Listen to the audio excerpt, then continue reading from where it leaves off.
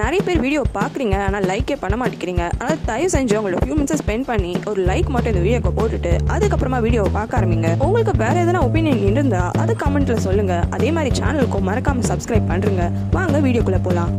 Hi friends, உங்களுக்கு எதனா series பார்க்கணுன்னா கண்டிப்பாக கமெண்ட்டில் சொல்லுங்கன்னு சொல்லியிருந்தேன். அதுபடி ஒருத்தவங்க கமெண்ட்டில் இந்த சீரீஸை ரெக்கமெண்ட் பண்ணியிருந்தாங்க. இந்த சீரீஸை ஒரு type of crime mystery thriller. கண்டிப்பாக உங்களுக்கு இந்த புது சீரீஸும் பிடிக்கும்னு நினைக்கிறேன். உங்களுக்கு வேறு எதனா புது சீரீஸ் பார்க்கணுன்னா மறக்காமல் கமெண்ட்டில் சொல்லுங்கள். வாங்க சீரீஸ்குள்ளே போகலாம். இந்த சீரீஸோட ஓவரால் கதை என்னன்னா, அகிரான்னு ஒரு ஊர் இருக்கு. அந்த ஊருக்கு புதுசா ஒரு பொண்ணு இங்கிலீஷ் கிளாஸ் எடுக்கிறதுக்காக போறா. அப்படியே போறவ எதேச்சியா ஒரு டெட் பாடியை கண்டுபிடிச்சிடுறா. அந்த டெட் பாடி யாருன்னு அப்புறமா விசாரிக்கிறாங்க. இதே ஊருக்கு ஒரு வருஷத்துக்கு முன்னாடி டிராயிங் டீச்சரா ஒரு பொண்ணு வந்திருப்பா. அந்த பொண்ணு தான் இறந்து போயிருக்கா. ஏதோ எதேச்சியா இறந்துட்டான்னு நினைக்கும் போது அந்த பொண்ணை யாரோ கொலை பண்ணி அங்க புதைச்சிருக்காங்க. அந்த கொலைகாரன் யாருன்னு போலீஸ் விசாரிக்க ஆரம்பிக்கும் போது ஊர்ல இருக்க எல்லாருமே அதுல லிங்க் ஆகுறாங்க. அந்த பொண்ணு யாரு, அந்த பொண்ணு எதுக்கு இந்த ஊருக்கு வந்தா, அந்த பொண்ணு ஏன் இந்த ஊர்ல இருக்கவங்க கொலை பண்ணாங்க. கதை ஆரம்பிக்கிறதே செப்டம்பர் 2014 தான். அதுவும் கனடாவில் ஒரு ஆஃபீஸ்க்கு வெளியில ரொம்ப பரபரப்பா எல்லாரும் வேலை செஞ்சுட்டு இருக்காங்க. அப்ப திடீர்னு இந்த ஆஃபீஸோட விண்டோவை கிளீன் பண்ணிட்டு இருந்த ஒரு பாட்டி அப்படியே விழுந்துடுறாங்க. ஹைட்டான பில்டிங்ல இருந்து விழுந்ததுனால அந்த பாட்டியும் அந்த இடத்துல இறந்து போயிடுறாங்க. அந்த பாட்டியோட பேத்தி தான் ஹாஸ்பிட்டலுக்கு போய் அந்த பாட்டியோட பாடியை வாங்கிக்கிறா.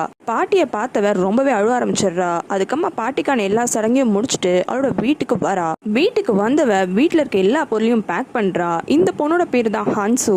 ஹன்சுக்கு சொந்தம் அப்படின்னு உயிரோடு இருந்தது அவளோட பாட்டி மட்டும்தான். இப்ப பாட்டியும் இறந்து போயிடுறாங்க. வீட்டுல இருக்க எல்லா பொருளையும் பேக் பண்றா. அப்ப பாட்டியோட பொருளையும் பேக் பண்ணும் போது பாட்டிக்கு நிறைய லெட்டர்ஸ் வந்திருக்கிறது தெரியுது. அதுல ஒரு லெட்டரு வேற ஒரு கண்ட்ரில இருந்து இந்த கண்ட்ரிக்கு வந்த மாதிரி இருக்கு. இவ்வளோ அது என்ன லெட்டர்னு ஓபன் பண்ணி பாக்குறா. ஒரு நியூஸ் பேப்பர் ஆர்டிக்கல் தான் இருக்கு. அந்த ஆர்டிக்கலை பார்த்தோன்னே ஹன்சுக்கு நடந்த பழைய விஷயம் தான் ஞாபகத்துக்கு வருது. அவ அப்பா அம்மா அவளோட அக்கான்னு இவங்க 4 பேரும் கார்ல போகும்போது திடீர்னு எதிர்க்க ஒரு ட்ரக் வந்து இவங்க காரை இடிச்சு அவங்க காரே அப்படியே பறந்து போயிடுது.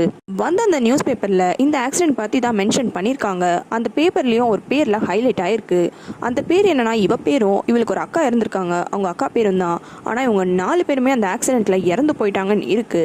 நம்ம தான் உயிரோட இருக்கோமே, அப்புறம் ஏன் நம்ம பேர் கூட இறந்து போயிட்டு தான் மென்ஷன் ஆயிருக்குன்னு யோசிக்கிறா. யார் இந்த என்வெலப் அனுப்பிச்சாங்கன்ட்டு பாக்குறா. வெறும் அக்கீரான்ற ஒரு பேர் மட்டும் தான் இருக்கு. அப்படின்னா அவளுக்கு என்னன்னு தெரியல. அதனால இந்த என்வெலப்பை வச்சுட்டு அவ மட்டும் அவ வேலையை பார்க்க போயிடுறா. இந்த அக்கீரான்றது ஒரு ஊர் தான். இப்ப அந்த ஊர்ல ஆகஸ்ட் 2013 நடந்ததை காமிக்கிறாங்க.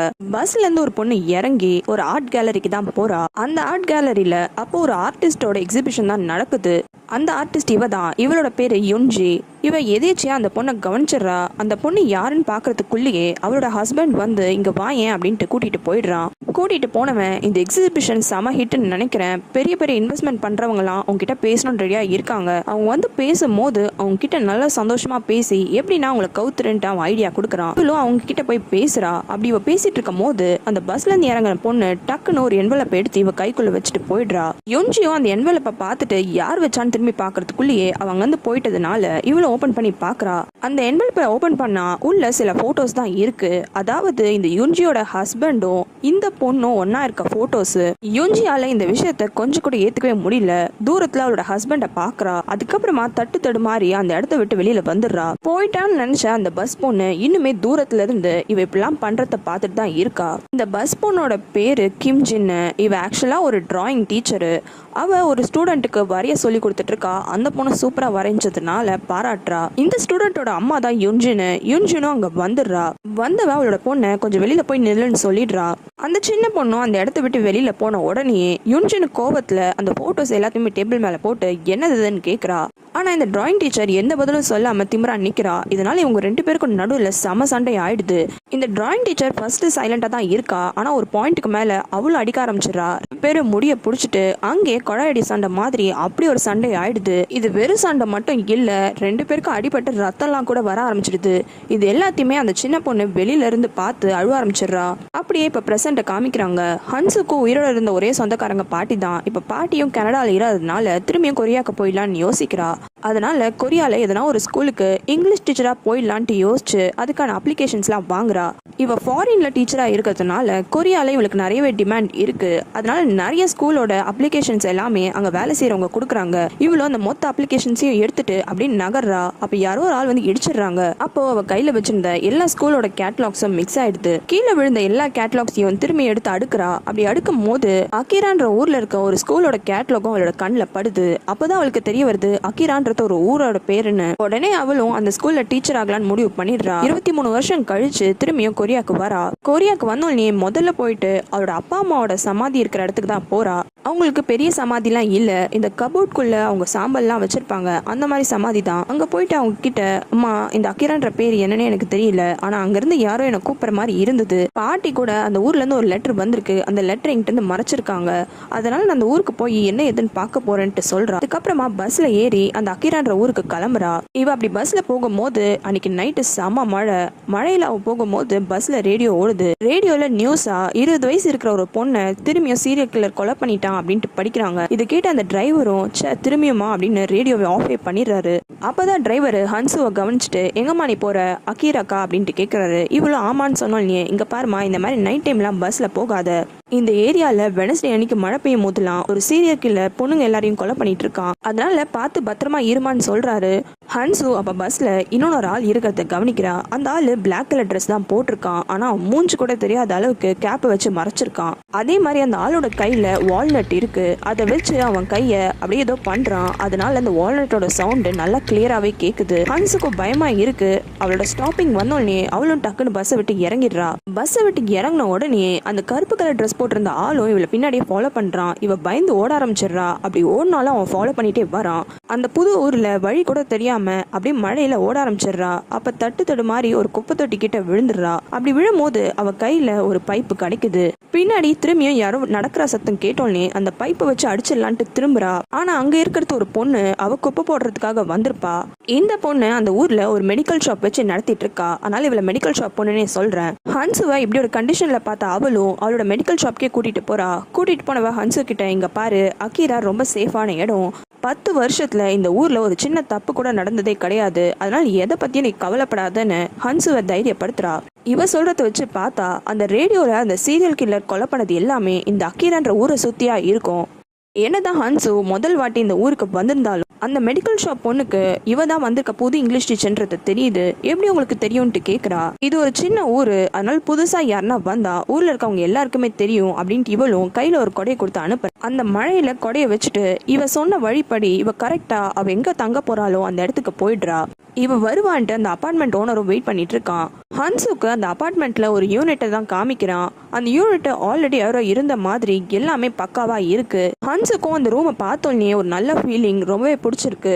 இந்த டெக்கரேஷன்லாம் நான் பண்ணது கிடையாது, முன்னாடி ரெண்ட் இருந்தவங்க எல்லாத்தையுமே பண்ணி வச்சிருந்தாங்க, எல்லாமே நல்லா இருந்தது.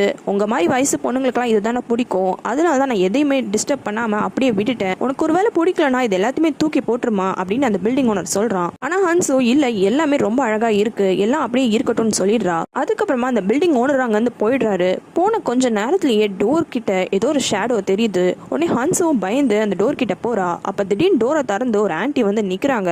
வந்த ஆன்ட்டியும், நான் நம்ம எதிர் வீட்டுல இருக்கேன், இந்த வீட்டுக்கு மட்டும் என்ன லக்குன்னு தெரியல, வர பொண்ணுங்க எல்லாமே அழகாவே இருக்கீங்க, அதே மாதிரிமா நீ ஆச்சு ரொம்ப வருஷம் உயிரோட இருன்ட்டு ஹன்சுவோட கையை பிடிச்சி வேற சொல்லிட்டு போயிடுறாங்க. இது எல்லாத்தையும் பார்த்த ஹன்சுவும் என்னடா இந்த ஊரே ரொம்ப வினோதமா இருக்கேன்னு ஃபீல் பண்றா.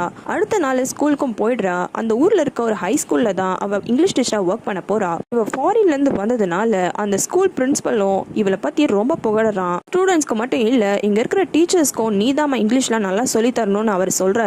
இருக்கிற டீச்சர்ஸ்லயே ஒருத்த மட்டும் வினோதமா ஹன்சுவை பாக்குறான். ஸ்கூல்ல என்னதான் இங்கிலீஷ் டீச்சரா ஜாயின் பண்ணாலும் ஹன்சு முதல் வேலையா போயிட்டு அவளுக்கு சொந்தக்காரங்க யாருன்னா இருக்காங்களான்னு விசாரிக்க தான் போறா. அவளுக்கு இந்த டவுட் வந்ததுக்கான காரணம், இவ கனடால தான் இருக்கான்ற விஷயம் கண்டிப்பா ஏதோ ஒரு சொந்தக்காரங்களுக்கு தான் தெரிஞ்சிருக்கணும். அதே மாதிரி இவளோட பாட்டி இந்த லெட்டரை மறைச்சு வச்சிருக்காங்க. இந்த பாட்டி ஆக்சுவலா இவ அம்மாவோட அம்மா. அப்படி இவங்க மறைச்சு வச்சிருந்திருக்காங்கன்னா யாரோ அப்பா சைட்ல இருந்து இவளுக்கு லெட்டர் போட்டிருக்கணும்.